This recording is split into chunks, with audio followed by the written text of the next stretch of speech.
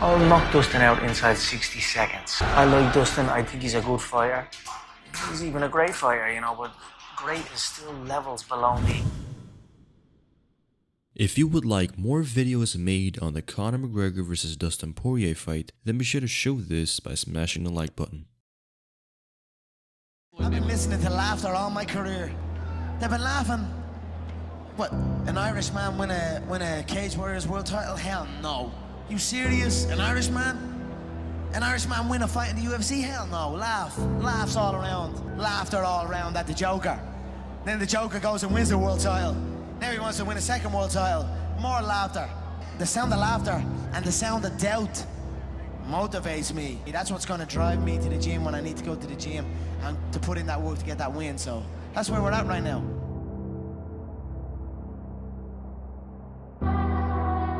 What do you think they'll say about you in 50 years?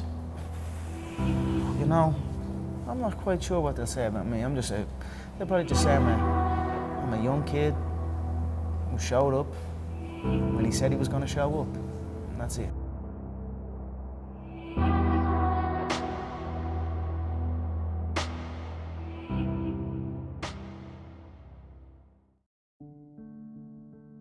Thank you for joining me once again here on Keenan K TV. In today's video, I would like to take a closer look at the mental warfare side of things going into the Conor McGregor vs Dustin Poirier rematch fight. How much weight will it hold come fight night, and what kind of results will we get?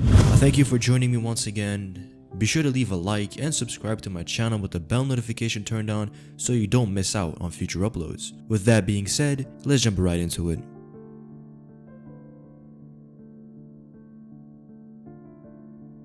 The notorious Conor McGregor is known to get inside the head of his opponents and make them agitated and very frustrated with his remarks. That said, how do most opponents deal with that inside the ring, and what kind of a burden is it for most of these competitors when they are going up against McGregor? When it comes to mental warfare, most of the time it can be brushed aside as simple trash talking, but more importantly is planting the seed within the mind of your opponent. To be able to consciously implement and highlight a focus of the opponent, you then take their focus away of what they know they can do well and bring it back to something they know they are not good at. Now, it all starts with the first Conor McGregor vs Poirier fight. I'll be sure to make another video breaking that fight in particular down into very great detail, so be sure you stay tuned for that one. But the key points that I can take away from that fight is the fact that Conor McGregor, time in and time out, was able to state that Dustin Poirier at that time was unable to sustain massive blows and stay on his feet, getting knocked down occasionally and frequently in most of his competitive featherweight contests. His chin is deteriorating. Every single contest he gets in, he hits one knee. A gust of wind and he does the chicken dance. Coming up against me, that's not going to be good. You know, I'm going to crack him with a jab and he's going to wobble and I'm going to put him away early. It's going to be a first round KO, mark my words.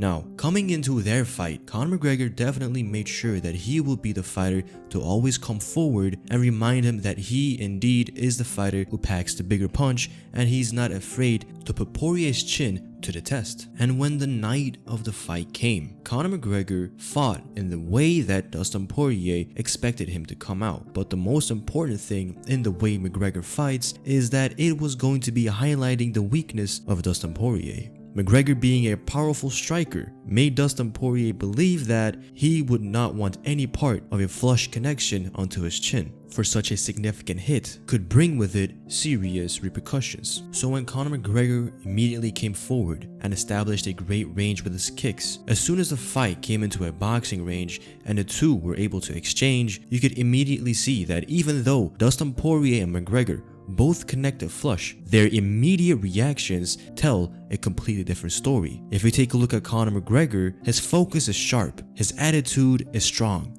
remaining confident and coming forward, whereas Dustin Poirier immediately, even after connecting, bounces out and takes the first step backwards, immediately taking the outside and distancing himself from the fire. But Conor McGregor is not just a fire, he is a flame, and as soon as he connected with the left hook that staggered him, the fight was pretty much a foregone conclusion. This one here, we exchange left hooks. Boom. But look who wobbles, look at him. He's like Bambi.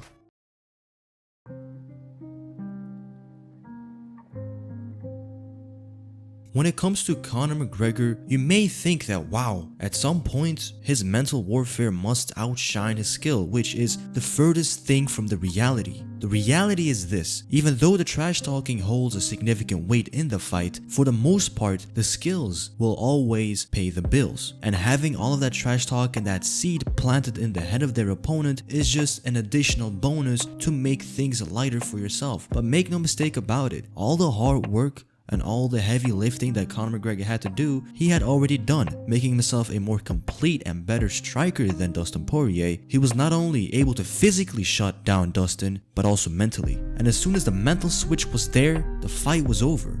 And so we are now entering the rematch between Dustin Poirier and Conor McGregor. What McGregor did in the first fight will have to carry weight in the second fight. Dustin Poirier knows what can happen if he's not sharp, if he's not aware. If he starts to lack around and not be focused, he can get clipped and dropped and finished. He has already been through that crushing defeat once, so he surely would not want to have that happen to him again. But that is where the real question lies, and this is an answer only time will tell. But there are, in my opinion, two ways it can go. For one way, we can have Dustin Poirier, who in the fight can completely forget about what happened in the first fight. He can detach his emotions from everything that happened previously, all the bad things that happened in his career, all the uncertainties, everything that he has that is a bad negative thought, he can completely put on the side and focus on the brutal task that lies ahead and just commit to that. Or he can put a very big emphasis on not wanting to let what happened in the first fight happen again. And as a result of that, he can freeze up, he can get stifled, and he cannot perform optimal to what he really wants to be like in the ring. Now, I've seen interviews where Dustin Poirier, in my opinion, has attained a very great and positive mindset to this fight. He's not looking at it as revenge, getting him back. He's simply looking at it as another fight that he has to commit his life to and come out as the winner. And in my opinion, that is a very great way for Dustin Poirier to look at it. However, as soon as the big first connection hits, and as soon as Dustin Poirier is in that ring, could it be natural that his doubts start to kick in right then and there? Could it be natural that he gets frozen up and McGregor's devastating knockout blows will settle in and put him away? Or could it be when his body gets put in the position to make the decision of fight or flight, that it will choose to fight back and fight back effectively? These are all things that in the end, time will tell the answer to. For now, I believe that both Conor McGregor and Dustin Poirier have a great mindset leading into their fight.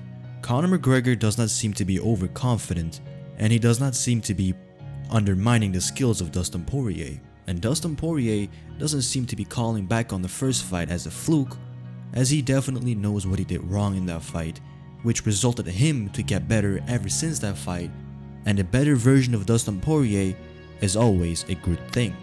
Will he be able to fight a perfect fight come fight night and defeat the notorious Conor McGregor and launch himself into superstardom as every single opponent who has beaten Conor McGregor has done? Or will he once again come up short against the notorious one? In time, we will know the truth. For now, I have been Keenan from Keenan KTV, signing off. Later.